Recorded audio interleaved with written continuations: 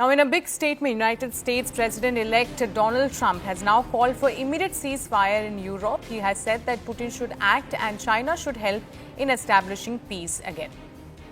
I'm now joined by my colleague Siddhant Mishra on this. Siddhant, a very strong statement that is coming in from Donald Trump, but it is of course on the expected lines. Everyone were expecting that once he's elected, there is going to be ceasefire. There's going to be ceasefire on the war, not just in Europe, but also in the Middle East.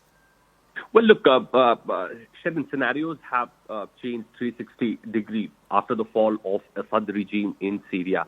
Perhaps Assad regime was backed by Russia, and the message that has gone is that Russia is on a back foot, because since 2015, Russia is backing Assad regime. Even Russia also holds a strategic naval base in Russia with the help of Assad's army. Now, since Assad regime has collapsed, it's also being seen as a withdrawal of Russian interest in Syria. Now, this looks like an apt time to make an offer for a ceasefire to Russia, and perhaps that is exactly what President-elect Donald Trump has done. He has come up with a post on social media platform where he confirms that Assad has fled the country. Even Donald Trump says that Russia doesn't have interest in Syria anymore because of the ongoing war in Ukraine. He said that more than 6 lakh Russian soldiers have lay wounded or dead in the war. He, in fact, also spoke about the casualties on the side, on the Ukrainian side. He demands that there should be an immediate ceasefire and negotiations should begin. Too many lives are being so needlessly wasted. Too many lives are destroyed.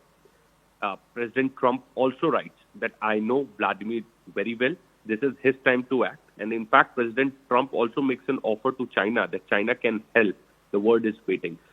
So it's a very, very strategic and well thought out post that has been made by President Trump, Sharon, especially on the day when Syria has fallen, Assad's regime has fallen. The rebel forces are likely to take charge of Syria soon. And when Russia is on a back foot, there is an ongoing war in Europe. Then the Russian interest in the Middle East, especially in Syria, has also come to an end. Perhaps America is looking this situation as an opportunity to start negotiations with Russia. All right. Thank you, Siddhant, for getting us all those details and putting all those things into perspective. Now, with that, it's a wrap on this bulletin. More news and update on the other side. Stay tuned to CNN News 18.